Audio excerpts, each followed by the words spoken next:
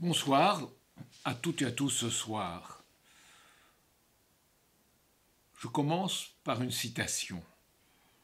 Par-dessus les distances qui se rétrécissent, les idéologies qui s'atténuent, les politiques qui s'essoufflent, et à moins que l'humanité s'anéantisse elle-même, un jour, dans de monstrueuses destructions, le fait qui dominera le futur, c'est l'unité de notre univers. Une cause, celle de l'homme, une nécessité, celle du progrès mondial, et par conséquent de l'aide à tous les pays qui le souhaitent pour leur développement. Un devoir, celui de la paix, sont pour notre espèce les conditions mêmes de sa vie. C'était le discours de Charles de Gaulle à l'Université de Mexico le 18 mars 1964. Je crois qu'il revêt une terrible actualité. Et puis, je veux citer aussi à New York, le 4 octobre 1984, devant l'Assemblée générale des Nations unies, ce que dit Thomas Sankara, ce grand Africain. Je vous apporte le salut fraternel d'un pays de 7 millions d'enfants, de femmes et d'hommes qui refusent désormais de mourir d'ignorance, de faim et de soif. Alors aujourd'hui, ce qui est dramatique, c'est que nous sommes dans une situation que Antonio Guterres, qui est le secrétaire général des Nations Unies, a décrit comme une terrible tempête. C'est-à-dire que plus d'1 milliard d'êtres humains sont menacés de ce que Thomas Sankara parlait en son temps. Ils sont menacés de faim, essentiellement. Leur santé est menacée. Ils sont menacés de guerre. L'on sait qu'il y a à la fois cette menace de décomposition économique et de guerre, vers laquelle on va, un peu comme des somnambules aujourd'hui, et qui est attisée par certains. Cette guerre qui se déroule en Europe, en Ukraine, mais il ne faut pas oublier aussi qu'il y a eu des guerres, il y a encore des guerres au Yémen, en Syrie, dans bien des pays du monde, qui sont toutes elles aussi destructrices et qui a une situation terrible dans certaines parties de l'Afrique pour des êtres humains, et même aussi en Asie, notamment en Inde et au Pakistan, et surtout en Afghanistan. Donc, ce salut fraternel qu'a porté Thomas Sankara, cet appel à la justice aux Nations Unies, aujourd'hui on doit le renouveler, et ce dont De Gaulle parlait, cet impératif pour tous, on doit également le susciter à l'intérieur de nous-mêmes pour comprendre la situation dans laquelle on se trouve. Alors, par rapport à cette citation, par rapport à ces citations, par rapport à ce dont nous sommes aujourd'hui dans cette étrange défaite que pourraient être nos élections présidentielles, eh bien, on dit que certains jouent le peuple seul souverain contre l'état de droit, à la manière des régimes illibéraux polonais ou hongrois. Mais jouer le peuple, oublions les régimes illibéraux polonais ou hongrois, mais jouer le peuple, c'est précisément la souveraineté. Comment peut-on dire, peut-on commenter un moment que quiconque qui joue le peuple serait contre l'état de droit? Dans toute l'histoire, si nous nous penchons sur les origines de ce que nous défendons, de ce que nous croyons, nous voyons dans le judaïsme cet appel « reçoit tout homme avec un beau visage », qui est le traité à Vosper que je cite souvent. Parce que l'autre représente cette part d'humain nécessaire, ce que cet autre auquel appelle De Gaulle, auquel appelle Sankara, chacun à leur façon, cet autre est nécessaire et rendre justice à cet autre, c'est ce qui définit notre capacité à avoir un comportement d'empathie humaine. Dans la tradition qui était celle du judaïsme, on ajoutait « le juste des nations vaut le juste d'Israël », ce qui voulait dire que tout homme a cette capacité, quel qu'il soit, où qu'il se trouve, il a cette capacité. Et on pense aux justes et à ceux qui ont été justes, non seulement en sauvant des Juifs pendant la Deuxième Guerre mondiale, mais aussi aux justes, qui devraient être aujourd'hui ceux qui sauvent les populations du monde, ceux qui ont cet esprit-là. Et évidemment, je pense que le plus terrible, c'est que les gens, dans ce milliard d'êtres humains, est menacé dans ce qui est vital. Il est menacé dans sa nourriture, il est menacé dans l'énergie qu'il n'a pas, il est menacé dans tout ce qui est la soif, l'eau potable. Il est menacé dans tout ce que, dans la tradition aussi, qui on va encore l'évoquer, disait le prophète Isaïe, qu'il faut que l'homme ait une nourriture, que l'homme puisse se couvrir, que l'homme puisse avoir un toit, un logement. Toutes ces choses-là, on les oublie et on parle d'autre chose. Ce que ajoutait aussi cette tradition, c'est que tous les 7 ans, année de repos de la terre, les dettes devaient être annulées au nom de l'humain. Alors que voit-on aujourd'hui au lieu de cela? On voit la guerre en Ukraine, aussi la guerre ailleurs, on voit cette guerre en Ukraine nourrie, au lieu de défendre la paix, par l'OTAN et par les armes qui sont fournies à l'Ukraine, certes pour se défendre, dit-on, mais c'est une situation que l'OTAN elle-même, dont l'OTAN elle-même a créé les circonstances depuis pratiquement la chute du mur de Berlin. L'OTAN n'a pas fait une politique de paix. Les pays occidentaux n'ont pas fait une politique de paix. Et maintenant, ils recueillent ce fruit terrible, ce fruit amer de la guerre qui est celle qui se déroule en Ukraine. Alors, de ce point de vue-là, il y a les élections françaises. Alors, elles sont en dehors de cette crise mondiale. Moi, ce que je veux aujourd'hui, c'est vous remettre l'esprit dans le contexte de cette crise mondiale, de cette crise de la décomposition économique qui a commencé bien avant la guerre en Ukraine, mais qui est rendue et aggravée terriblement, comme le dit Antonio Guterres, par la guerre en Ukraine. Et puis, il y a cette menace de guerre. Alors, par rapport à cela, que voit-on? On voit en France ce que certains commentent comme 3 blocs irréconciliables. Pas de sens d'unité de la nation, 3 blocs irréconciliables. L'un qui serait un bloc qui serait une sorte de centre, ce serait Macron, Jean-Luc Mélenchon, avec ce que porte un peuple protestataire et les souffrances des banlieues et des minorités, et puis de l'autre côté, Marine Le Pen, 3e tiers. Et dans ces conditions, ce qu'on voit, c'est un jugement qui est basé sur les uns et les autres, pas sur les points politiques réels, pas sur la réalité, pas sur ce qui devrait être les préoccupations majeures dans cette campagne, qui devrait être le lien entre cette situation internationale, ce que peut faire la France, et en même temps ses conséquences en France même, et la politique qui devrait être vouée aux questions fondamentales, au logement, à l'éducation, à la justice, dont on a très peu entendu parler dans cette campagne, au handicap, aux terribles souffrances qui sont infligées aux seniors, comme on dit aujourd'hui, au 3e âge, aux vieux. Eh bien, on voit comme commentaire « Ah, terrible, ce qui est terrible, c'est de voir apparaître à nouveau Marine Le Pen. » La France de Le Pen, nous dit l'Obs, l'Observateur, ce seraient les libertés publiques rognées, et notamment la première, la liberté d'expression, ouvrant la voie à une démocratie illibérale, encore une fois, sur le modèle de la Hongrie et de Viktor Orban.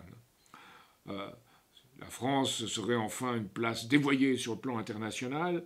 Voilà pourquoi il faut faire barrage à l'extrême droite, voter Macron en 2022, comme il a fallu voter Chirac en 2002. On rapproche des choses qui n'ont aucun sens. On fait comme si c'était une éternelle répétition dans l'histoire. Avec Marine Le Pen, nous dit Gérald Darmanin à Mont-Solimine, mardi soir, eh bien, il faut expliquer que c'est celles qui gagnent, ce sont d'abord les classes populaires qui vont le plus souffrir. Avec Marine Le Pen, citée dans Le Parisien, les pauvres vont peut-être mourir. Alors là, on est dans un excès vraiment invraisemblable. On trouve aussi des gens pour dire que Marine Le Pen refuse d'accréditer des journalistes, ce qui est un jugement qui la concerne, mais qui n'est pas compte tenu du comportement de ces journalistes, parfois ne doit pas étonner. Bien que moi-même, même des journalistes tout à fait hostiles, je les accréditerai. On dit aussi qu'elle veut s'appuyer sur un référendum sur l'identité et l'immigration. J'en parlerai tout à l'heure de cela. Ce qu'il y a derrière tout ça, c'est un monde dans lequel on a l'impression que la France n'a plus de pouvoir, que l'État n'a plus de capacité. Et même certains qui sont dans le système le constatent. Ils constatent que l'économie a été libéralisée en 2 vagues successives. D'abord dans les années 1990 et même avant, 1980, en supprimant un certain nombre de choses que pouvait faire l'État. Puis, par l'idéologie de Bruxelles, ensuite, qui est qu'on favorise le consommateur et pas le producteur. Et moi, je suis intervenu bien avant, en 1986. C'est l'acte unique de 1986 qui a été déterminant. Libre circulation des êtres humains, des biens, des services et des capitaux. Ça voulait dire que déréglementation, il n'y avait plus de loi pour protéger. Et vous savez que ce que disait un jour Jaurès, que c'est la loi qui protège et c'est les libertés arbitraires qui contraignent. Eh bien, aujourd'hui, on voit cela qui éclate sous nos yeux dans l'affaire McKinsey. On peut dire Macron a recours à McKinsey, oui, plus que les autres, mais que les autres aussi y ont recouru. Pourquoi ? Parce qu'on a laissé le service public se dépourvoir, parce qu'on a abandonné le service public à l'hôpital, comme à l'école, comme partout, comme dans la recherche. Il y en a aujourd'hui ce drame. L'état de quoi qu'il en coûte, qui était un état d'assistanat, un état consolateur, qui reposait sur la dette, n'était pas un état qui donne son attention aux citoyens créateurs. Peut-être qu'il fallait à un certain moment sauver la France du pire, mais il fallait l'embrayer sur une politique de production, de développement, de croissance, qui n'a pas été décidée. C'est un système financier qui n'est pas productif dans lequel nous vivons. Et ce système se maintient avec un assistanat du consommateur et évidemment qui n'est pas du tout ce que représente une justice sociale. Cet assistanat est un assistanat, disons, de confort pour les classes dominantes, qui ainsi espèrent qu'il n'y aura pas une révolte contre elles. Comme on l'a vu au mouvement des Gilets jaunes, il y a cette révolte, mais il reste à lui donner un sens et un visage. Et c'est ce que nous avons dit, nous, qu'il faut donner à cette révolte un sens et un visage. Cette révolte latente en France. Que voit-on au lieu de cela ? Bien, on voit, et il faut dire, des gens qui se plaignent du populisme, de la candidature de Marine Le Pen. Eh bien, les socialistes, en 2012, eh bien, ils avaient la présidence, ils avaient le gouvernement, ils avaient le Parlement, ils avaient les régions, ils avaient la majorité partout. Quand ont-ils fait ? Quand ont-ils fait ? Ils n'en ont rien fait pour la France. Et c'est cela le vrai problème. Et c'est quand on ne fait rien que prospèrent sur cela des réactions qui peuvent devenir très négatives. Quant à Emmanuel Macron, les macronistes ont laissé s'installer l'idée qu'il y aurait ce débat Macron contre Marine Le Pen. Eux aussi ont coopéré à ce que les choses s'établissent ainsi. Pourquoi ? Parce qu'ils espéraient que Marine Le Pen serait la candidate la plus faible et que Macron, contre elle, l'emporterait une fois de plus. Eh bien, il ne faut pas s'étonner dans ce sens qu'un électeur insoumis sur 2 s'apprête à voter blanc ou nul. Et si on voulait voir dans l'histoire cette défaillance d'un soi-disant socialisme, on pourrait aller depuis 1937, où les socialistes se plient au veto du Sénat et ne fournissent pas les armes aux républicains espagnols. On peut voir que beaucoup de socialistes ont voté pour le pouvoir au maréchal Pétain en 1940. On pourrait voir l'expédition de Suez avec des gouvernements socialistes. On pourrait voir Guy Mollet et sa politique algérienne. Et on pourrait arriver jusqu'à aujourd'hui où les socialistes ont admis avec l'ONU que la bataille des Balkans soit poursuivie avec eux. Donc on voit ces défaillances qui ont produit la situation à laquelle on est parvenu aujourd'hui. Et si l'on voit la façon dont le peuple l'éprouve, le peuple l'éprouve en voyant que non seulement il y a une question de pouvoir d'achat pour lui, mais qu'en plus les marchandises qu'on lui vend sont frelatées. C'est l'affaire Buitoni. Ça s'appelle fraîche, des pizzas fraîches, et qui s'avérait en effet porteuse du syndrome hémolytique et urémique, comme on l'appelle, le SHO. Lactalis, les fromages et les laits crus, scandale. Kinder, du groupe Ferrero. Et puis le grand scandale d'Orpea. Donc pas de contrôle suffisant des organismes et on livre, parce que c'est toujours comme à l'hôpital, une politique de profit le plus rapidement possible et financier, et pas une politique réelle de production. Voilà la véritable situation de la France. Et si l'on regarde le quinquennat d'Emmanuel Macron, que s'est-il passé? Baisse du coût du travail,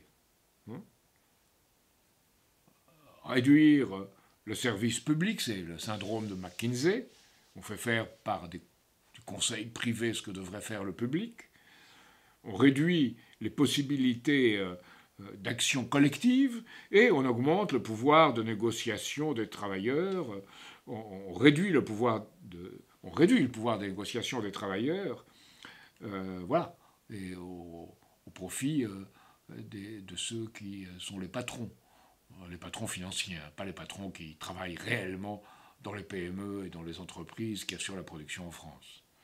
Et puis, il y a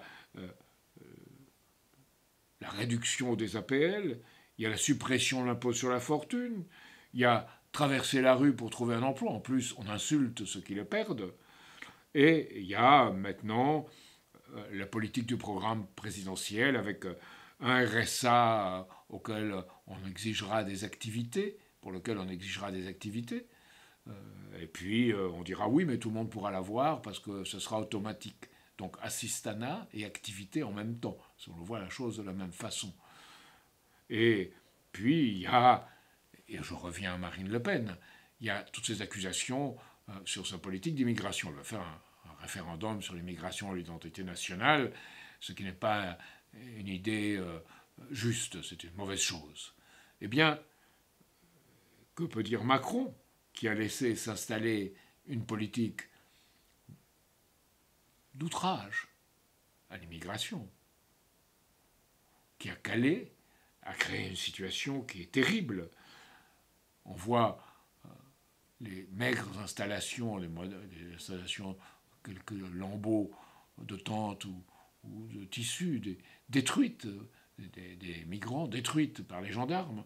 On voit les migrants d'origine d'Afghanistan, de Syrie ou du Soudan, outragés. On voit même que la France se met au service de la Grande-Bretagne dans cette politique. Alors, avec tout cela, que peut-on dire pour dire le danger de Marine Le Pen, ce qu'elle va faire?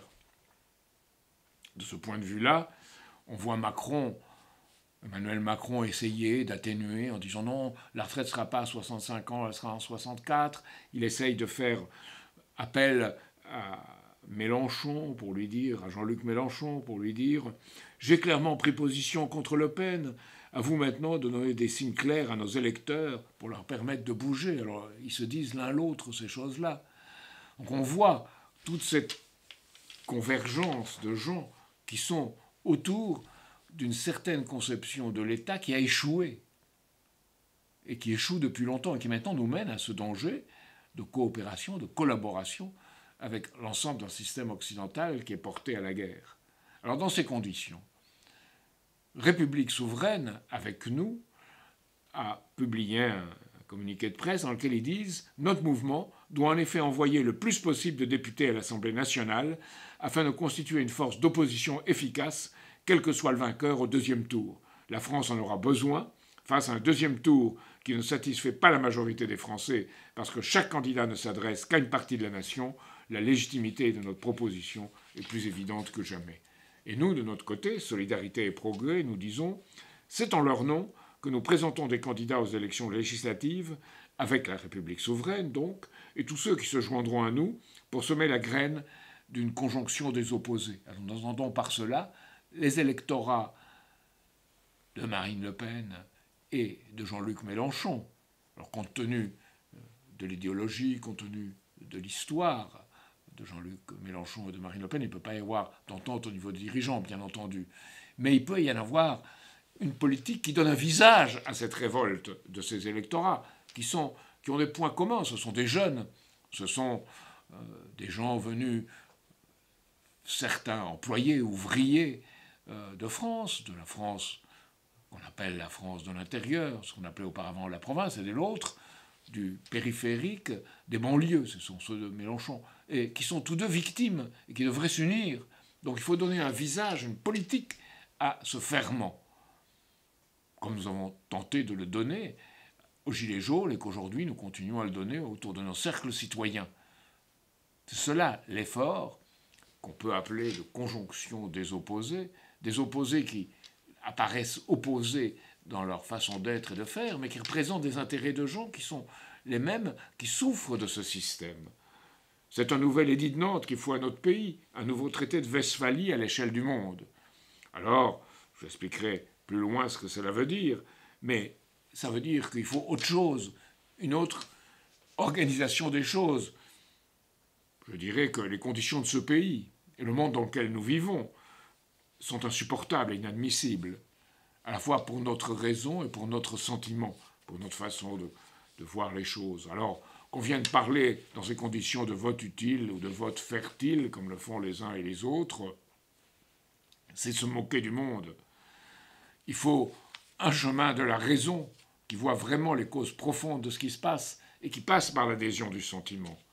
Et je pense à des figures dans notre histoire qu'il faudrait évoquer à nouveau. C'est Louise Michel. Louise Michel s'occupant en Nouvelle-Calédonie des Kanaks, les enseignants, et prenant parti dans les révoltes pour le ferment de justice qui représentait.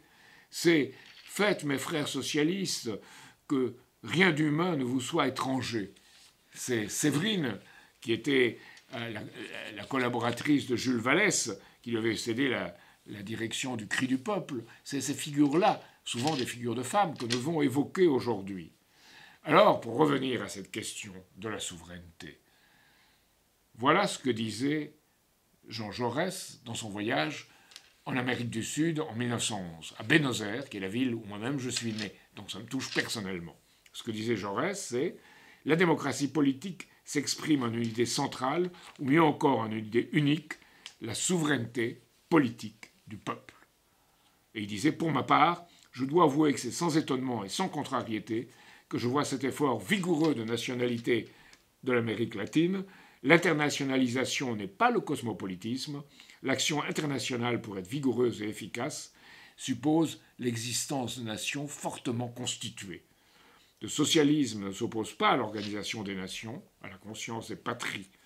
La nation est plus grande, la patrie est plus profonde, lorsque s'y assimilent les forces obscures, les forces sacrifiées du travail qui bouillonnent en son sein. Et il concluait, c'est au fur et à mesure que les malheurs des hommes s'atténuent, que les ouvriers écrasés par leurs conditions sociales s'élèvent peu à peu vers la lumière. Ce ne sont plus les seules couches superficielles de la patrie qui se meuvent, mais les plus profondes de la nation. Et à ce moment-là, oui, la nation devient république. Et la diversité qui la constitue s'unit autour de cette notion de république et s'y accomplit. Et naturellement, cette nation est accueillante.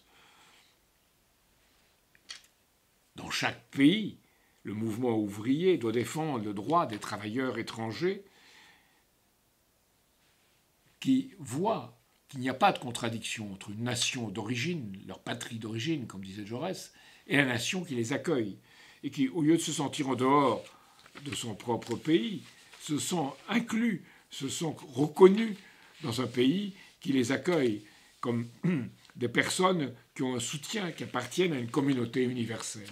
Eh bien, la République, c'est précisément ce pas vers la communauté universelle, ce pas vers une politique de paix par le développement mutuel, à l'intérieur comme à l'extérieur. Alors je pense, dans la situation actuelle, je pense à ce voyage que j'ai fait à Moscou du 10 au 13 mars 2002. J'étais à Moscou où j'ai rencontré le président de la commission économique, Sergueï Glaziev, l'homme qui a protesté contre le démantèlement de la Russie, avec un livre qui s'appelle Génocide, pour le démantèlement voulu par les Américains, les milieux, le gouvernement américain, pardon, le gouvernement britannique, pour démanteler la Russie après la chute du mur, au lieu de créer un domaine de développement mutuel. Donc Sergueï Glaziev, qui aujourd'hui dirige le groupe eurasien qu'a constitué la Russie. J'avais rencontré le président de la commission des lois, j'avais rencontré Léonid Ivachov, l'expert militaire, et surtout, j'avais rencontré tous les éléments qui constituent l'Académie politique du ministère des Affaires étrangères, les éléments expérimentés de la politique russe et soviétique. Et ces gens-là cherchaient quelque chose en Occident, cherchaient une réponse. Ils n'y étaient pas opposés. Et je dirais que je leur avais dit que la France et l'Union européenne devraient rapidement explorer avec les autorités russes les voies et les moyens d'établir un partenariat contre la mondialisation financière en vue d'une politique de paix par le développement mutuel de l'Atlantique à la mer de Chine et au sein de l'espace méditerranéen. Eh bien, si on avait suivi cette politique-là, nous n'aurions pas eu la situation d'aujourd'hui. Malheureusement, elle n'a pas été suivie, je n'étais pas le seul à la défendre. C'est la politique que mon ami américain Lyndon LaRouche a défendue et qui a été détruit, qui a été mis à l'écart, emprisonné par la société américaine à cause de ce combat qu'il menait, comme le mien.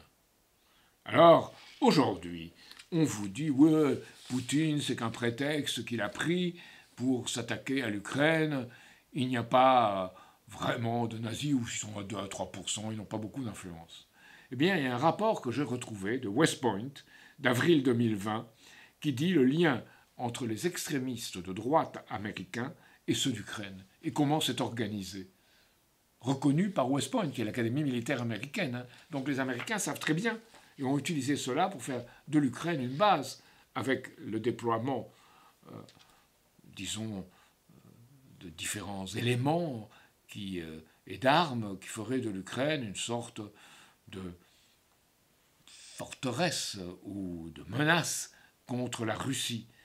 Une Russie qui se sentait justement entourée. Ce n'est pas faire l'éloge de Vladimir Poutine et faire l'éloge de la guerre qu'il a déclenchée, de le dire.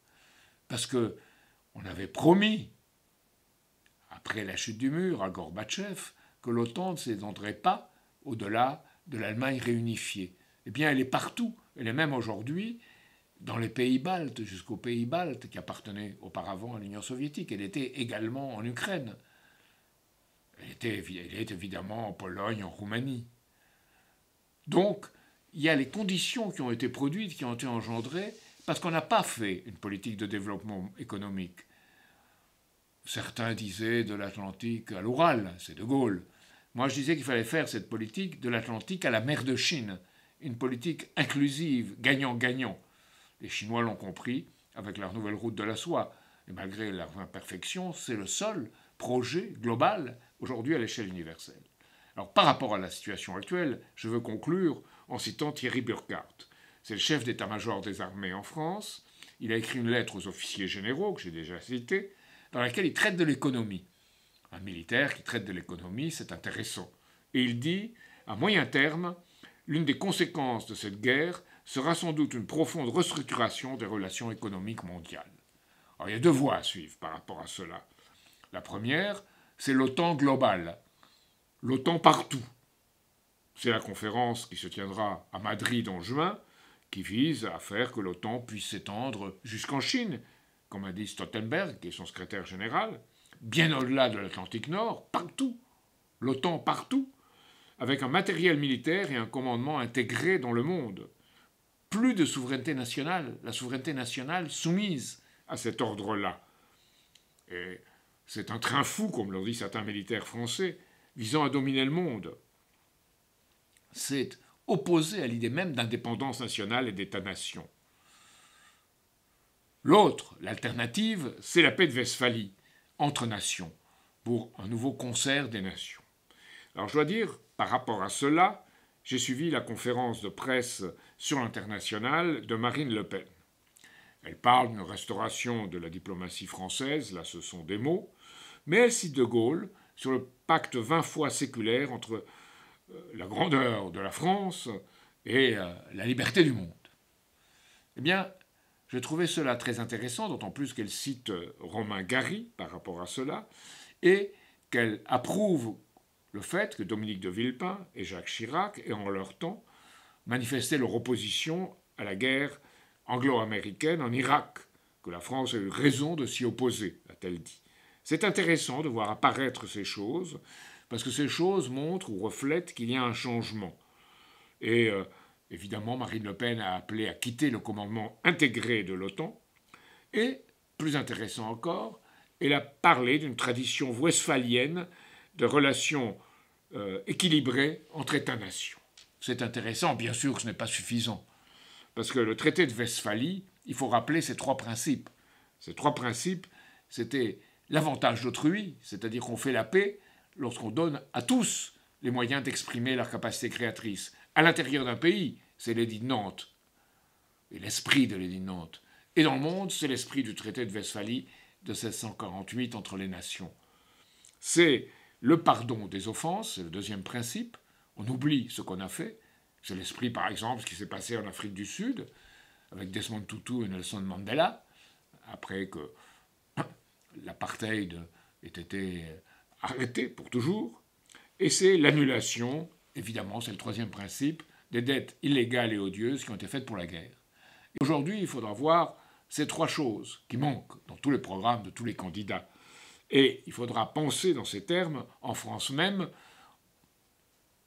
en vue d'une unité de la nation et d'une unité des gens qui ont le sentiment qu'il faut aller ailleurs, qu'il faut faire autre chose, mais qui ne savent pas très bien comment.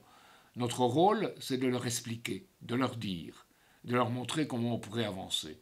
Nous le ferons aux élections législatives, avec quelques candidats. Nous n'aurons pas les moyens d'avoir plusieurs candidats, mais nous aurons quelques candidats qui seront extrêmement fermes sur ce point-là. Et puis, il faut bien voir une chose pour conclure dans les présidentielles, que si on fait la somme de tous les candidats qui ont dit qu'ils étaient partisans de sortir du commandement intégré de l'OTAN, on arrive à peu près à 60% des voix. Donc il y a une majorité en France. Il y a une majorité aussi, je dirais, pour une politique de progrès, pour une politique qui serve la cause de l'humanité, pour une politique qui respecte les capacités créatrices de chacun, pour une politique de l'école, pour une politique du logement. Mais elle n'est pas incarnée. Et pour ma part, je dirais que, par rapport à celui qui sera élu président de la République, vous avez vu que mes critiques visent essentiellement Emmanuel Macron, mais même si c'est lui qui est élu, je pense aux intérêts fondamentaux de la nation. Et ces intérêts fondamentaux de la nation, eh bien, doivent être servis. Et je ferai tout avec nos militants, avec ceux de République souveraine, pour que ces intérêts fondamentaux de la nation redeviennent en France ce qu'ils devraient être. Pour cela, une proposition que j'ai faite, et je voudrais finir sur cela, une proposition que j'ai faite, c'est que chaque 14 juillet, les maires, et les maires qui ont un sens de terrain, d'intérêt de leurs électeurs, que les maires, chaque 14 juillet, lisent le préambule de notre Constitution. Et à ce moment-là, on s'apercevrait combien il est négligé, outragé, violé, et qu'il faut absolument revenir à cet esprit-là, cet esprit qui est conforme au risque que l'on prend. Qui est le risque que l'on prend pour la paix? Parce que la paix, ce n'est pas facile. La paix, c'est difficile. Et la paix vaut bien le risque de rejeter les idées reçues. Et je crois que c'est la principale leçon de cette élection présidentielle. Nous devons rejeter les idées reçues et apporter une solution à ce qui est terrible, à ce risque, encore une fois, de dislocation économique, de souffrance terrible, de guerre, à un niveau qui n'est pas celui auquel les questions sont posées, qui ne sont pas les termes dans lesquels les questions sont posées, mais par une forme supérieure, Édit de Nantes, paix de Westphalie, et un nouveau pas vers ce dont Jaurès rêvait, le moment où l'idéal inspire et rencontre le réel. J'ai reçu plusieurs questions. Alors, je vais y répondre rapidement, puisque j'ai été peut-être un peu long, mais je crois que il est nécessaire absolument d'aller au fond des choses et de secouer en soi-même ce qui, au fond, assure que nous ayons l'intérêt et la curiosité pour le monde et pour l'autre, et que nous agissions conformément à cela sous forme d'empathie, sous forme de goût que l'on prend à développer l'autre et à trouver en l'autre des ressources qui nous développeront nous-mêmes. Alors les questions, elles sont intéressantes, ces questions reçues pour cet éclairage, et c'est aussi des commentaires sur Facebook. Alors les questions, pourriez-vous répondre à la question « Qui de Macron ou Marine Le Pen faut-il mieux choisir ?» Alors elle est légitime la question, mais il faut d'abord se dire qu'une élection présidentielle n'est pas un concours de beauté. Ce n'est pas un pari sur une tête. Ça doit être quelque chose de beaucoup plus profond. Ça doit être de se demander qui incarne mieux les intérêts fondamentaux de la nation. Et puis, ceux qui ne les ont pas incarnés au cours de leur mandat doivent être évidemment rejetés et on doit chercher autre chose. Alors, on doit le rechercher aussi sans haine pour les personnes. Et je répondrai à ceux qui posent cette question. Ce que disait Nelson Mandela en sortant de prison, qui a été cité récemment par un de nos amis. Il disait « J'étais dans une prison, mais si j'avais encore de la haine, je serais toujours dans la prison. Je serais toujours prisonnier de ma haine. » Eh bien, il ne faut pas avoir cette haine. Et si on a une vision différente, on voit mieux. J'ai essayé de vous aider aujourd'hui en vous donnant des éléments. On voit mieux quel doit être son jugement. On ne peut pas faire tomber du ciel un nom qu'on sort d'un chapeau comme on sortirait un lapin d'un chapeau. Si, je peux vous dire, intéressez-vous à notre campagne, intéressez-vous à la conférence du 9 avril qu'a tenue l'Institut Schiller et qui est sur le site de l'Institut Schiller. Et à ce moment-là, je pense, votre esprit sera inspiré. Lisez les professions de foi des candidats. D'habitude, les gens ne les lisent pas. Et je pense que de ce point de vue-là, oui, on peut essayer de voir plus loin. On peut élargir l'horizon et à ce moment-là voir que la paix entre les nations est possible et qu'on peut passer à un niveau supérieur qui est cet ordre westphalien de nations où les nations, à un certain moment, seront tellement exemplaires qu'elles se surmonteront elles-mêmes et qu'on arrivera à un ordre sans doute meilleur que l'ordre des nations. Il y en a pour un moment. Mais je crois qu'il faut y penser. Ce n'est pas l'ordre de Jacques Attali, qui est un ordre venu d'en haut, asséné d'en haut par une oligarchie financière. Ça, c'est l'opposé. Et c'est la différence que voyait Jaurès entre l'internationalisme, il le disait en termes très lyriques, nourri par ces grands arbres que sont chacune des nations et qui portent leur vigueur et leur sève vers les autres, et ce n'est pas le cosmopolitisme où c'est ceux qui savent, qui d'en haut vous disent comment faire. Et je crois que ce qui a été terrible dans la présidence Macron a été cette arrogance de ceux d'en haut, les sachants, qui est absolument insupportable, non seulement personnellement, mais qui est insupportable par les conséquences politiques auxquelles elle porte, qui est faire une politique qui n'est pas dans l'intérêt du peuple. Deuxième question, quels seront les impacts pour la France au niveau européen de l'élection de Macron ou de Le Pen? Il faut voir qu'avec l'élection de Le Pen, ce ne sera pas la soumission à la politique allemande et de l'OTAN. Ce sera une politique différente. Ça ne veut pas dire une politique anti-allemande, mais ce ne sera pas une soumission à cela. Et ce sera une politique de combat à l'intérieur de l'Union européenne. Elle a décidé de ne pas sortir de l'Union européenne, pour l'instant de ne pas sortir de l'euro, mais de faire une politique de combat à l'intérieur.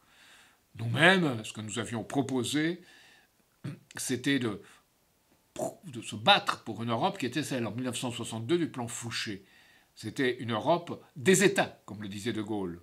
Pas des patries, pas des nations, des États. L'intérêt minimum, des États. Et dans cette Europe des États, eh bien, on considérait que les États, s'ils étaient d'accord pour un projet, le faisaient ensemble. Si l'un n'était pas d'accord, il pouvait s'abstenir d'y participer. Mais s'il était en complet désaccord, il pouvait faire valoir son veto. C'était une intégration de nations organisant leur collaboration. Je pense qu'il y a une chance que cela se produise si Marine Le Pen est élue. Si Macron est élu, il y a moins de chances, mais nous nous battrons aussi pour qu'il y ait une chance. Une autre question de Hamed El Meliani. Comment seront les relations avec l'Afrique qui se réveille et une nouvelle présidence avec Macron ou Le Pen? Les pays africains ont été échaudés par les différentes déclarations des candidats à la présidence. Oui, et par la politique qui a été appliquée, qui était une politique de néocolonisation, de colonisation financière que d'autres appellent la France-Afrique. Je crois qu'on insulte la France et l'Afrique en l'appelant la France-Afrique. C'est une politique différente. Et la clé sera le franc CFA. Ce franc CFA aujourd'hui qui existe, c'est un franc qui organise la servitude de l'Afrique. Parce qu'il favorise les produits importés, les produits venus d'ailleurs, et favorise les exportations de l'Afrique. Mais pas une politique d'industrialisation et de développement agricole en Afrique. Donc il faut lever cette contrainte, je dirais, ces menottes que constitue le franc CFA, et libérer l'Afrique. Alors cela doit être fait, nous le pensons, avec nos amis panafricains, dans le cadre d'une Afrique qui était celle dont rêvait un Lumumba, dont rêvait un Nkrumah, dont rêvait un Sylvanus Olympio. Il faut revenir à cette politique-là, au risque, évidemment, parfois de sa vie, et parfois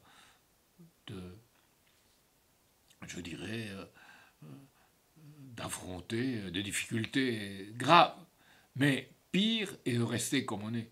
Et je pense aussi qu'en France, en particulier, mais pas seulement en France, partout, on doit aider à cette émancipation de l'Afrique. Et une des grandes faiblesses, et qui a entraîné de terribles causes ensuite, a été que la gauche en France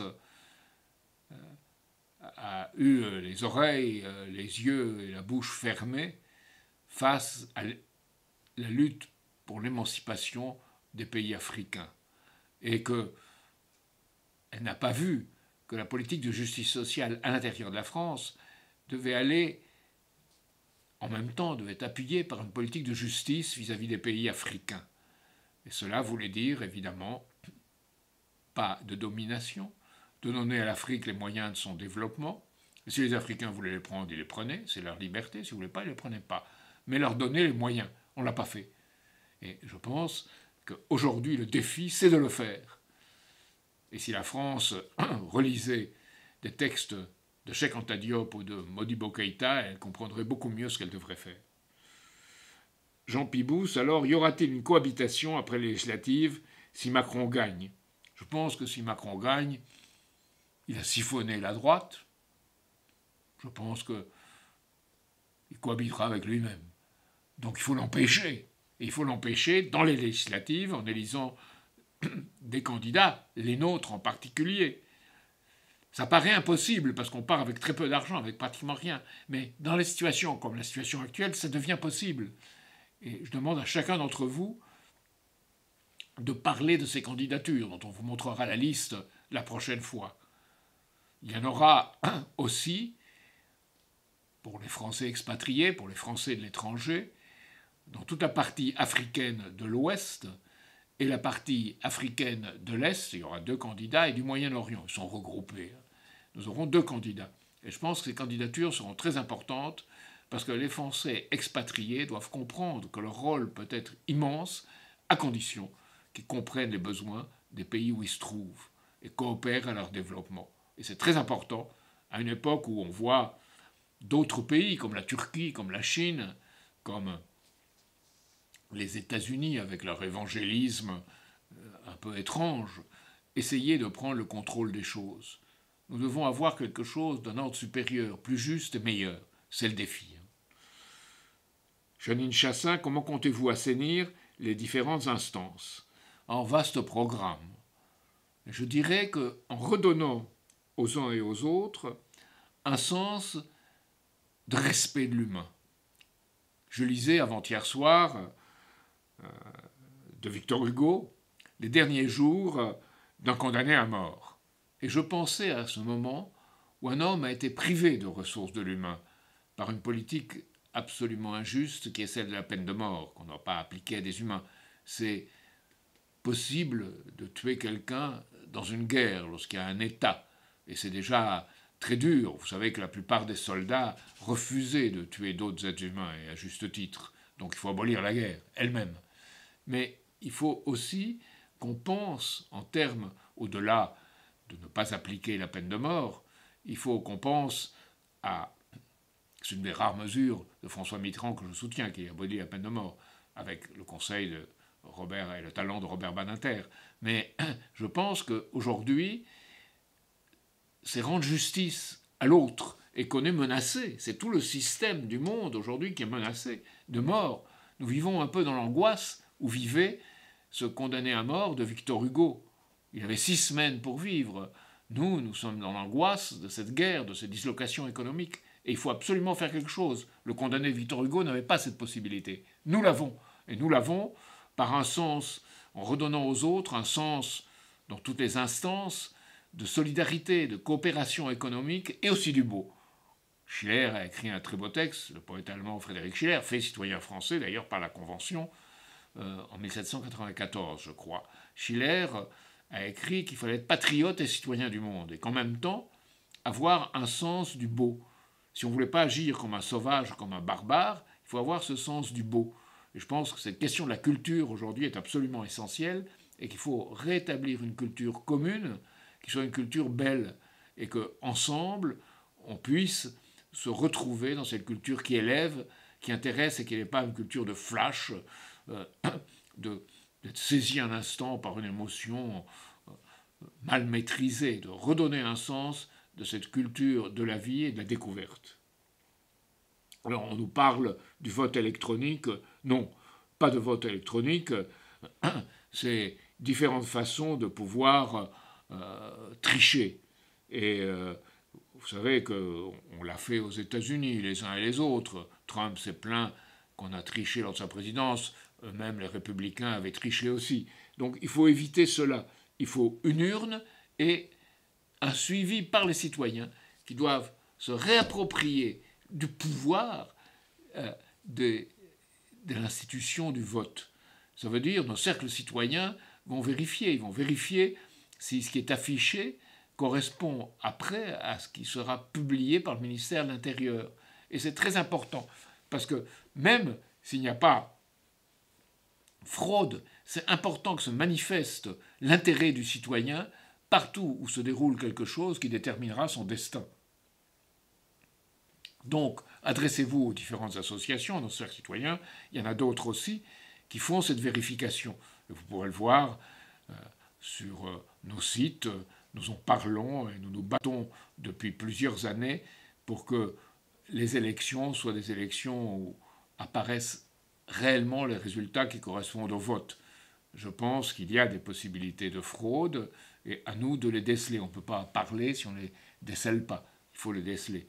Il y a une fraude avant l'élection, bien entendu, dans le temps de parole. On donne le temps de parole à ceux qui sont déjà là et pas aux autres, dans la façon dont fonctionnent les sondages, dans la façon dont fonctionnent les médias. Ça, c'est notre partie de la chose, et ça forme un tout. Et ce tout doit être quelque chose qui soit à la disposition du citoyen, et que le citoyen puisse avoir son mot à dire d'un bout à l'autre de l'élection, et avec une avance de plusieurs mois, sinon une année, ce qui n'est pas le cas aujourd'hui. Question encore. Bonsoir monsieur, comment changer de constitution par une constituante qui permettrait de changer de système parlementaire et de renouveler l'Assemblée nationale, entre autres choses. Merci pour votre éclairage. Alors, il faut mieux comprendre la Constitution actuelle, relire le préambule, qui est celui de 1946, repris dans la Constitution de 1958.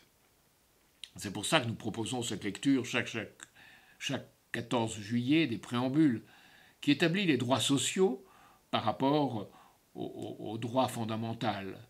Alors, droit fondamental, droit inaliénable, qu'est-ce que c'est? Ça veut dire la liberté consiste à faire tout ce qui ne nuit pas à autrui, Déclaration des droits de l'homme et du citoyen.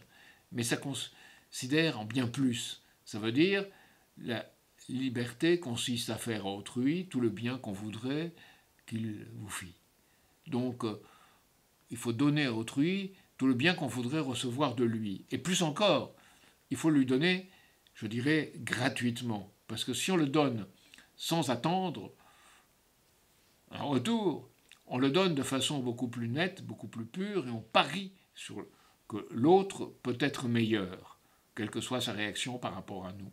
Et ce qui forme une république, c'est cela. C'est cette volonté de s'élever où la condition de celui qui travaille, ce qui fait le travail dans une république, est reconnue, et elle est reconnue fondamentalement dans ce qu'on fait, ce que chacun fait pour l'autre. Et cet autre est toujours un plaisir, une découverte, quelque chose de nouveau, quelque chose d'intéressant. Et il nous fait découvrir en nous-mêmes aussi un autre, et nous fait être différents, et évacuer la haine. Parce que si on pense que l'autre est un ennemi, on aura la haine de lui, mais la haine nous paralysera nous-mêmes. C'est ce que disait Martin Luther King en son temps aux États-Unis. Enfin, question sur la fin de la guerre d'Ukraine et ce qui se passera après. Peut-on nous associer à une Russie apaisée et de créer ce bloc de Brest à l'Oural dont rêvait De Gaulle? Et aussi James Baker en 90 de Vancouver à Vladivostok, etc. Mais est-ce que ce serait avec ou sans les Américains? Eh bien, nous avons parlé nous-mêmes de pont terrestre mondial. C'est une métaphore, ce n'est pas un pont avec des arches. C'est une métaphore d'un pont qui unit les différentes régions et les différents pays du monde.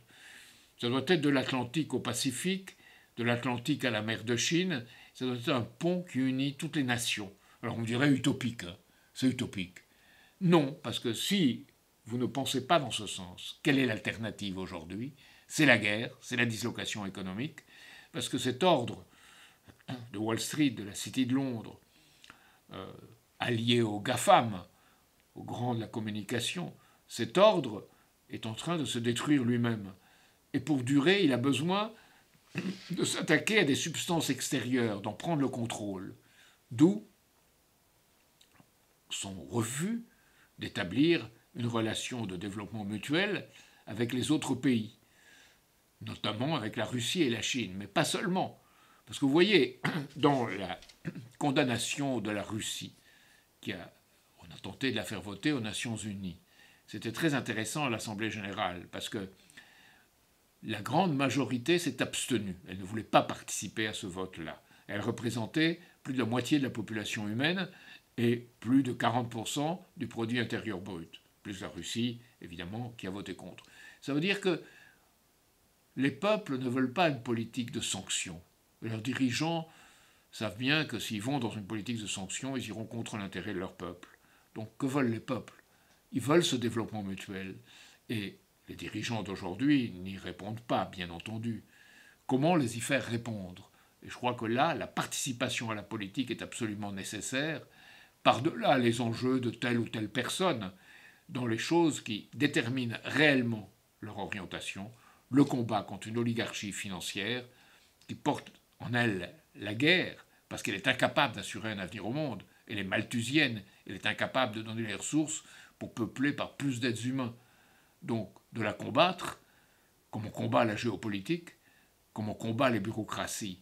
Et pour cela, évidemment, nous devons nous unir dans ce combat, dans un monde qui est multipolaire, mais multipolaire, ça veut dire des gens qui ont des vues différentes, des cultures différentes, des langues différentes, mais cette multipolarité doit être aussi unie par une volonté d'unité de l'espèce humaine. C'est ce que disait Jaurès, c'est ce que disait De Gaulle dans ce que je vous ai lu au départ ce soir, et je pense que nous devons penser ces unités pas comme un but là dans l'avenir, mais comme un perpétuel recommencement dans lequel on se bat continuellement pour la rendre à chaque fois un peu plus avancée, un peu plus développée.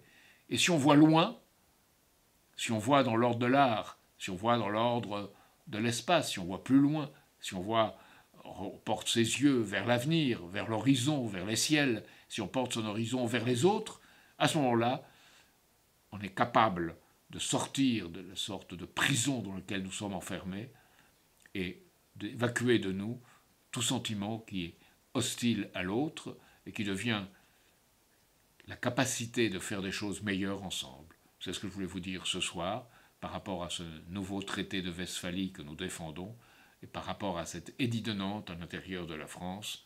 La paix vaut bien de jeter les idées reçues à la rivière.